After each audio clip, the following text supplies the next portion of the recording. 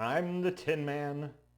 I could be looking for new offensive coordinators, but man, it's Cyber Monday, and Amazon has 100 Twinkies for $49.99. Oh, Jesus. They've got combo packs of 32 count Twinkies and Ding Dongs. Now that excites the Tin Man. Ryan pulls likey very much. Smash and grab on that all night long.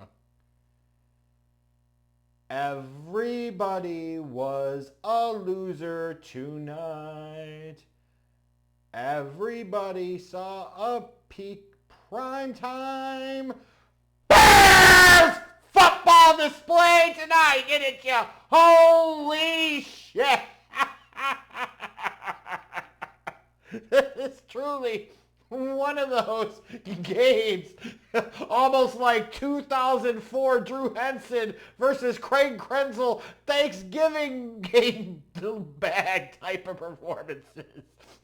This is America's penance for hundreds of years of oppression and bullshit around the globe. This right here. And if you willingly volunteered to turn the fucking TV to ESPN tonight to watch this shit show, you deserve everything you fucking get. Everything you fucking get. Everything. You had two teams that didn't refuse to lose. They were refusing to win. They played Bears football all night long. Matt Eberflus, the Scarecrow. If I only had a brain, if I only had a brain. Field goals are worth more than touchdowns. What you're saying, 7 is more than 3. If I only had a brain. There were turnovers. Bad turnovers at that. Conservative ass play calling. Defenses having to carry their teams. Quarterbacks coming up short in big spots. And the final score being 12-10. Bears football, just like the shirt says. Oh my God, where do you even begin tonight? Like, there's so many things running through my mind tonight, right? It's like, I look at Josh Dobbs, and I said, what happens if Sam Cassell was a couple inches taller and a really shitty quarterback? Hey, Gollum's starting for the Vikings in the NFL, that's what. Holy shit. He had 4 interceptions tonight. He did not want to win this game. He said, I'm auditioning to be a future Bears football backup quarterback, God damn it. It's about long-term job security there. And by God, he got the job done, didn't he? Woo, he was brutal. Oh, my God. But the Bears. This is one of these ones. If you're happy about this win, if you're celebrating this win, what the fuck is wrong with you? I mean, come on, man. Really? What is there to celebrate? I'm not even talking about any tanking shit because technically at the moment the Bears still have the first pick and the 4th pick in the draft. So at the moment it doesn't really impact a whole lot, right? But how could you watch this game for 3 hours, be subjected to this shit show for 3 hours, and feel good about this in any way, shape, or form? How could you? Oh, Justin Fields let a comeback late. Look at me, I'm Justin Fields. It's the 4th quarter. Fuck, fumble. Oopsie daisies. I had to get that one out of my system, though. I won't do it again. I'm Justin Fields. I'm running with the ball. I'm not going to let it go. Fumble! Oh, bother. That's fucking dork. 2 fumbles in the 4th quarter. What are going to be the fucking excuses? The first one, Darnell Wright didn't wear deodorant before the game, so when Justin Fields got a whiff, woo! It knocked him out for a moment and he lost control of his bodily functions and let go of the football. What's going to be the fucking excuse on the second one? Lucas Patrick's taint sweat seeped too much under the goddamn ball, and when he got hit, it went squirting free? Like, what is it? You can't keep fucking making excuses. Like, they were showing the stat throughout the game. Justin Fields, for most of the game, was averaging like half a yard in the air beyond the line of scrimmage per completion. Look, half a yard! Well, we know who was responsible for that. There could only be one. Oh, put him up. Put him up. I'm the offensive coordinator. I got courage. I'm going to shock the world tonight. Do it in prime time. Noontime Nagy, eat your heart out. They'll never see it coming. They'll never see it coming. Wide receiver screen. Oh, you think that's what I'm going to do. But I'm not going to do it. I'm not going to do a wide receiver screen. It's 3rd and 2. Big spot. Wide receiver screen.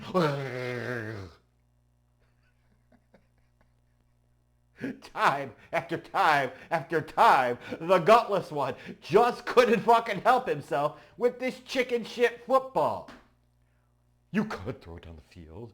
You catch the defense off guard. But you know what really throws them off? Is doing exactly what they think you're going to do.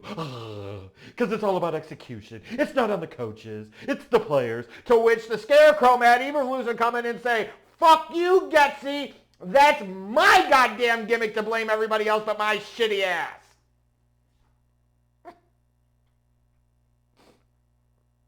What are you going to celebrate? Ooh, Montez Sweat had a sack tonight. Yay. Come on, man. Jalen Johnson had an interception. Great. That's 3 this season and 4 in 4 years. But lo and behold, Jarhands Johnson, when he had a chance at a pick six, they're going to blow this fucking game open. What did he do for the 2nd week in a row? He fucking dropped it. Because that's what Jarhands Johnson does.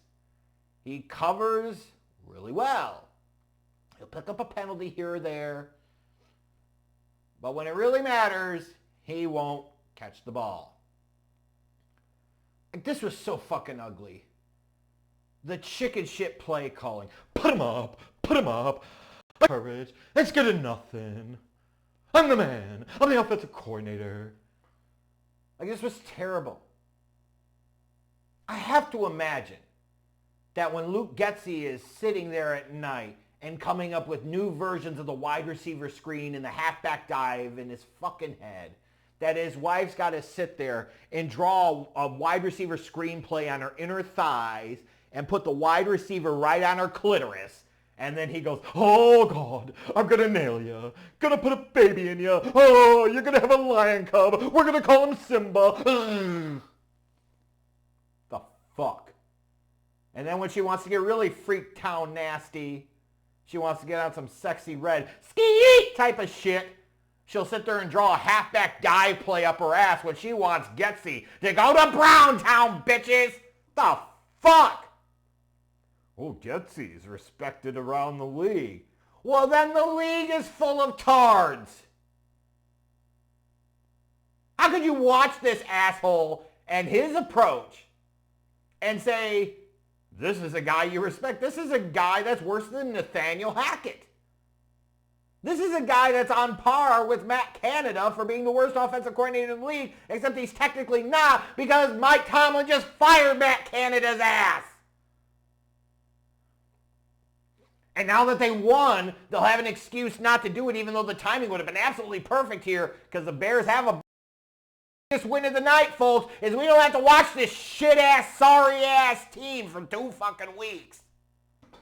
Fuck out of here. That's what it is a fucking Wizard of Oz. Bustin' Fields is Dorothy. Oh, heavens, I fumbled it again. Oh, my God, but he's the man. He's the franchise quarterback.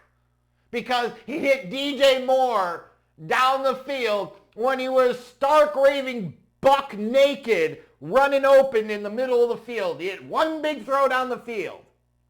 Even though he had several others that You look at a franchise quarterback and say, you need to be able to hit those throws, and he didn't just miss them, he missed them by quite a bit. That's part of the reason he's not the fucking guy. 2 fumbles in the fourth quarter. You can't have that. And it's a recurring theme. This is year 3 now. Cut out on the fucking excuses. Unbelievable. Like Brian Flores, what the fuck are you doing?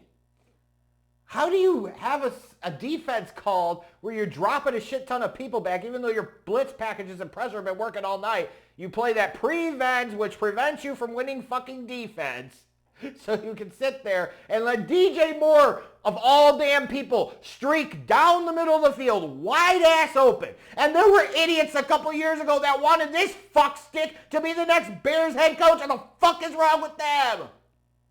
You're going to have idiots on Twitter doing backflips for a Bears team that got 4 turnovers, yet only scored 12 points. They'll be sitting there pumping up Justin Fields because of one goddamn throw, but not look at most of the other 4 quarters of relative ineptitude in the passing game. Well, he threw for over 200 yards. Yeah, because all they're doing is fucking throwing halfback flat passes and wide receiver screens. The fuck are you talking about? But when it came to nut cutting time, it was 2 fumbles in the fourth. And the only reason he even had a chance to finally lead a game-winning drive this year is because the Vikings screwed up when they got the ball one last time. Golly. Like, this was ugly. And this is what the NFL, this is what ESPN gets for insisting on putting the Bears in prime time. Eventually, that suck's going to seep into the other team. And it did.